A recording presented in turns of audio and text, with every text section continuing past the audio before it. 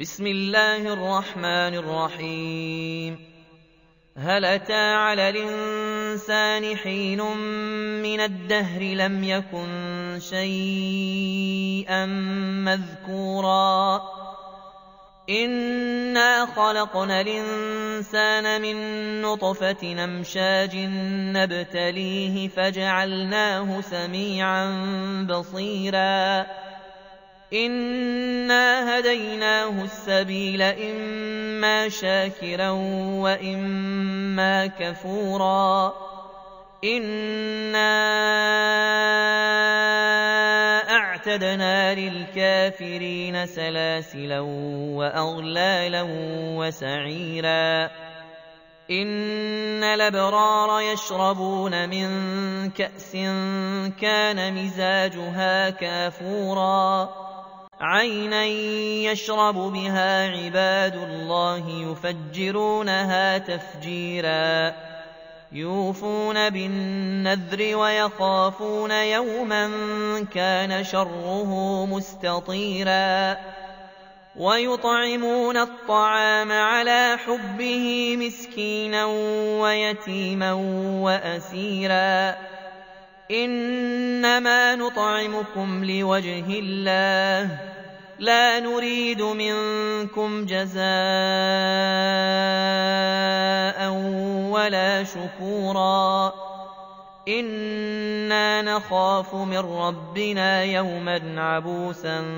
قمطريرا فوقاهم الله شر ذلك اليوم ولقاهم نضرة وسرورا وجزاهم بما صبروا جنة وحريرا متكئين فيها على الأرائك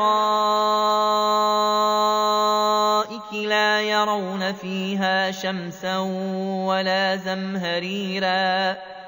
ودانية عليهم ظلالها وذللت قطوفها تذليلا ويطاف عليهم بآنية من فضة وأكواب كانت قواريرا من فضة قدروها تقديرا ويسقون فيها كأسا كان مزاجها زنجبيلا عينا فيها تسمى سلسبيلا ويطوف عليهم ولدان مخلدون إذا رأيتهم حسبتهم لؤلؤا منثورا وإذا رأيت ثم رأيت نعيما وملكا كبيرا عاليهم ثياب سندس خضر واستبرق وحلوا أساور من فضة وسقاهم ربهم شرابا طهورا إن هذا كان لكم جزاء وكان سعيكم مشكورا إنا نحن نزلنا عليك القرآن تنزيلا فاصبر لحكم ربك ولا تطع منهم آثما أو كفورا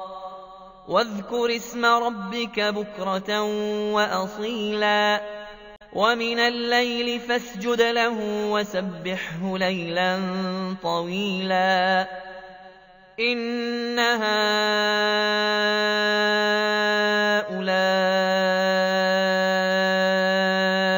يحبون العاجلة ويذرون وراءهم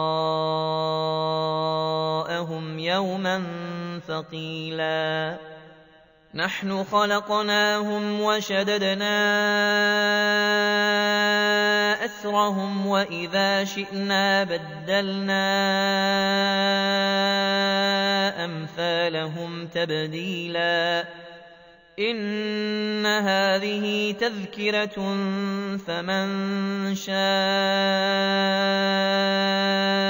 اتخذ إلى ربه سبيلا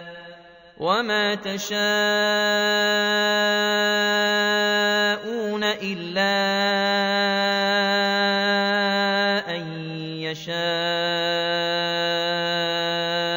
الله